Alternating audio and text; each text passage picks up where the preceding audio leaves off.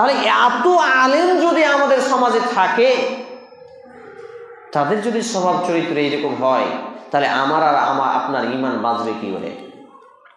এখনই যদি আমি হাবিবুল্লাহ বলি যে আমি বেনামাজি জানাজা পড়াবো না, আপনি বলবেন কত বড় মৌলবীর বেটা মৌলবী হয়েছে, বেনামাজি জানাজা পড়াবেন। আপনি বলবেন, আবার কি করবেন, আর একটা মৌলবীকে গিয়ে বলবেন, ও বলবে কি নয়, চলো ও ভুল বলেছে, জানেন আমি পড়িয়ে দিচ্ছি, বেলা শেষে 500 টাকা আমার পকেটে ভরে দিয়ে, টাকা দিয়ে মৌলবী কিনে পাওয়া যায় না? এটা দাজ্জালের ফিতনা থেকে ভয়ঙ্কর নয়? উত্তর দেন। আল্লাহুস সামাদ। তাহলে এরাই মূলত সমাজকে নষ্ট করছে। একজন সাইকুল হাদিস, যে ভাইটা আমাকে বাইকে রাখতে এসেছিলেন, তাকে বলেছে গত কালকে কিংবা পরশুদিন যে বেনামাজি যারা জুমা নামাজ পড়ে বা নামাজ বেশিরভাগ ছেড়ে দেয়, মাঝে মাঝে পড়ে, এদেরকে নাকি বেনামাজি বলা যাবে না। নাউযুবিল্লাহি মিন যালিক। অথচ ইসলামের আইকন বলা যায়, বিভিন্ন ইসলামের মনীষীদের যদি আমরা ফতোয়া দেখি, আমরা পাই, যেটা শেখ মতিউর রহমান মাদানী হাফিজাহুল্লাহ তাআলা তার বক্তব্যের মধ্যেও বলছিলেন, দেখলাম যে কেউ যদি 5 ওয়াক্ত নামাজ কন্টিনিউ করে, পড়তে পড়তে পড়তে পড়তে একদিন 4 ওয়াক্ত করলো, 1 ওয়াক্ত করলো না, তাহলে সে কাফের হয়ে গেল। বলি নাউযুবিল্লাহ, বেনামাজি হয়ে গেল। চিন্তা করেছেন? ওই যে মাদ্রাসা চালাচ্ছে যে বেনামাজির টাকা দিয়ে, মাদ্রাসা চালাচ্ছে বেনামাজি দিয়ে, এখন ওই যে ফতোয়া দেয়, তাহলে তো গলাতে গামছা লাগাবে, তাই নাকি? তার জন্য বলছে বেনামাজিকে বেনামাজি ট্যাগ লাগা যাবে না। আমাকে ভাই এসে বলছে, ভাই জানেন এই মাওলানা আমাকে এমন কথা বললেন। তা আমি ওকে বললাম, ফোন দেন ওকে, বলেন যে হাবিবুল্লাহ আসছে। তো বলছে না, লেফড়া হবে। আমি লেফড়া কি হবে, বলেন না যে হাবিবুল্লাহ আসছে। সাহস হয় না। ঘটনা কত দূর গিয়েছে ভাবেন। তাহলে সমাজকে, জনগণকে বোকা বানিয়ে, ধোকা দিয়ে আমাদেরকে এখন পর্যন্ত দিন থেকে দূরে রাখা হচ্ছে। সমাজ ব্যবস্থার যদি কয়েকটা ধাপ সচেতন হয়, সব সমাজ ঠিক হবে। দেখেন, নাম্বার 1, আলেমরা যদি সক্রিয় হয়, বেনামাজির জানাজা পড়বো না, ওকে কুত্তা গাড়া করে গেড়ে দাও। নাম্বার 1, নামাজির সংখ্যা বাড়বে কি কমবে? কথা বলেন। ইনশাআল্লাহ বাড়বে। নাম্বার 2, গ্রাম্য সর্দার মরণ বলবে বেনামাজির, আপনার কি বলছে, বেনামাজির কাফন দাফন আর মুসলমানদের কবরস্থানে গাড়বো না। মানুষের মনে ভয় ঢুকে, নামাজি হবে কি হবে না? অবশ্যই হবে। নাম্বার 3, প্রত্যেক বাপ মা যদি হয় সক্রিয়, যে আমার ছেলে মেয়ে যদি বেনামাজি অবস্থায় মারা যায়, বেনামাজি অবস্থায় থাকে, আমি আমার সম্পদের ভাগ দেব না। বেনামাজি অবস্থায় মারা গেলে আমি বাপ পড়াবো না। নামাজির সংখ্যা বাড়বে না কমবে? কথা বলেন। বাড়বে। তাহলে এই 3টা প্ল্যাটফর্ম। এবং নাম্বার 4, প্রত্যেক মাদ্রাসা থেকে যদি ফতোয়া দেওয়া হয় যে বেনামাজি যদি নামাজি না থাকে, হজ যাকাত দান সাদকা আর কিছুই কবুল হবে না, তাহলে নামাজির সংখ্যা বাড়বে নাকি কমবে? বাড়বে। কিন্তু 4টা প্ল্যাটফর্ম দুর্বল নয় কি? 4টাই দুর্বল। টাকা দিয়ে মৌলবীও কিনা পাওয়া যায়, টাকা দিয়ে মাদ্রাসার ফতোয়াও পাওয়া যায়, টাকা দিয়ে গ্রাম্য সর্দার মরলকেও পাওয়া যায়, আর বাপ মা তো জ্ঞান পাবি জাহেল। আল্লাহুস সামাদ। ভাবছে, অবাক হচ্ছে, লজ্জা লাগছে। ওয়ালাইকুম আসসালাম। সে একবার করে কি মনে হয় জানেন? নিজেকে বোকা মনে হয় আমাকে। কেন বলেন তো? যে আমি সেই বাসুদেবপুর থেকে উড়ে এসে জুড়ে বসছি আপনাদের এখানে। এগুলো রেখে দেন। এখন কিছু লোকের মাথা ব্যথা শুরু হচ্ছে। কি মাথা ব্যথা? ওর কাজ কাম নেই, এইগুলো করেই খায়, পেট টেট চালায়, ও ওর কাজ করবে, ও ওর কথা বলবে, আমাদের সময় দেওয়ার কি? কিছু লোকের এটা স্বভাব চরিত্র মিলাবেন। কিছু লোক আছে যে, আমাদের কিছু লোক আছি আমরা, যে বাইরে বসতাম, 2-4টা কোরআন হাদিসের কথা শুনবো, তো যাক সময়টা পার হবে। কিছু লোকের স্বভাব হচ্ছে যাই একটু ওর ভুলটা তো ধরা হবে। এই কোয়ালিটির মানুষ আমাদের মধ্যে বিদ্যমান। তবে শুনেন, ইন্নামাল আ'মালু বিন্নিয়াত, প্রসঙ্গটা বলেই ফেলি। তিনজন ব্যক্তি ফজরের সালাতের জন্য উঠলো, কিন্তু তিনজনেরই সওয়াব পরকালে পাবে না। দেখেন খুব গুরুত্বপূর্ণ, তিনজন ব্যক্তি ফজরের সালাতের জন্য উঠলো।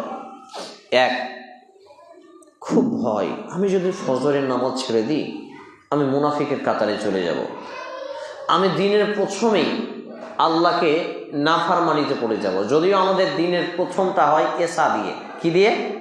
এশা দিয়ে। তো আমি ভোরের মানে দিনের সকালবেলার প্রথম ইবাদত আল্লাহকে সাজদা করা সালাত, এটা যদি ছেড়ে দিই আল্লাহ নারাজ হয়ে যাবেন, আমি জাহান্নামে যেতে পারি, জান্নাত হারিয়ে দিতে পারি। এই ভয়ে একজন উঠলো। আরেকজন উঠলো কি, উঠি আমি যদি ফজরের নামাজটা উঠে পড়ি তাহলে এই টাইমে জমিতে গিয়ে হাল টাল দিব, লেবার মিস্ত্রি আসবে একটু বালি টালি চালবো, দোকানটা গিয়ে একটু ঝাড়ঝাঁটা দেব। আরেকজন ব্যক্তি উঠলো কি, আমার তো ডায়াবেটিস সুগার আছে, বিভিন্ন অসুখ আছে, পেটে চর্বি ধরা, একটু হাঁটা চলা করব, তাহলে শরীরে ব্যায়ামটা হয়ে যাবে। তিনজন ব্যক্তি কিন্তু ফজরের নামাজ পড়েছে দেখেন, কিন্তু নেকি পাবে একজন। এই ব্যাখ্যাটা যখন আমি দিচ্ছিলাম কয়েকজন বড় বড় শাইখ আলহামদুলিল্লাহ ইল্লা মাশা আল্লাহ ফালিল্লাহিল হামদ খুব প্রশংসা করেছিলেন যে আল্লাহ তাআলা যেন আমার ইলমে বারাকা দেন, এমন দোয়া দিয়েছিলেন। যেই ব্যক্তি আল্লাহর সন্তুষ্টি অর্জনের জন্য এই সালাতকে কায়েম করলো, সেই ব্যক্তিকে বিচারের মাঠে, কিয়ামতের মাঠে আল্লাহ রাব্বুল আলামিন জিজ্ঞেস করবেন, ও আমার বান্দা তুমি কেন ফজরের সালাতে উঠেছিলে? আল্লাহ জানেন অন্তরের খবর, কারণ তিনি হচ্ছেন আলিমুল বিজাতিস সুদূর, অন্তরের খবর তিনি জানেন। তারপরে জিজ্ঞেস করবেন তুমি কেন ফজরে এত ঠান্ডাতে, এত গরমে, এত কষ্টে তুমি উঠেছিলে, সালাত আদায় করেছিলে? তখন সে বলবে আল্লাহ জাহান্নামের ভয়ে, জান্নাত পাওয়ার আশায়, আপনার সন্তুষ্টি অর্জনের জন্য। তো বলবে যাও, তোমার সেই নিয়তকে কবুল করা হয়েছে, তোমার জন্য জান্নাতকে অনিবার্য করা হয়েছে। বলি সুবহানাল্লাহ। পক্ষান্তরে আমি যদি সুস্থতার জন্য, শরীরে চর্বি জমেছে, ডায়াবেটিস সুগার হয়েছে, ডাক্তারে হাঁটতে বলেছে, এই জন্য এই নিয়েতে যদি উঠি, তাহলে আমাকে জিজ্ঞেস করা হবে আমি কি এর বিপরীত উত্তর দিব নাকি ওইটাই দিব? নবী মুহাম্মদ রাসূলুল্লাহ সাল্লাল্লাহু আলাইহি ওয়াসাল্লাম বলছেন এক হাদিসে যে ওই সময় কিছু আল্লাহর নাফরমান বান্দা আল্লাহ তাআলার সঙ্গে ঝগড়া করবেন। তিনি মুচকি হাসছেন। তারপর সাহাবীরা বলছেন ইয়া রাসূলুল্লাহ, ইয়া হাবিবাল্লাহ, আপনি হাসলেন কেন? বলছে আমি হাসছি যে বিচারের মাঠে আমার উম্মতের একাংশ আল্লাহর সঙ্গে ঝগড়া করবে। কি নিয়ে? কথা কাটাকাটি করবে যে আল্লাহ এই পাপ আমি করিনি, আমার নিয়ত এমন ছিল না, আমার নিয়ত ভালো ছিল, তোমার ফেরেশতা ভুল করে রেখেছে। আল্লাহর নবী হাসছেন, মুচকি হাসছেন, বলছেন এই বাচ্চারা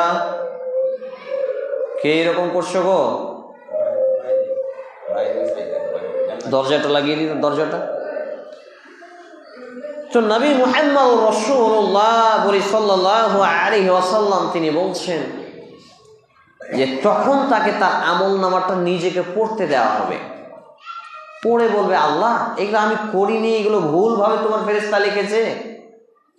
এবার আমরা ভিডিও তো দেখি নাকি, সিসি ক্যামেরার প্রমাণ থাকলে আর কিছু নেই, কোথায় যাবি? তখন তো বলতে পারবো না এটা আমার কি ছিল, শয়তান ছিল, ডবল রোল নাকি।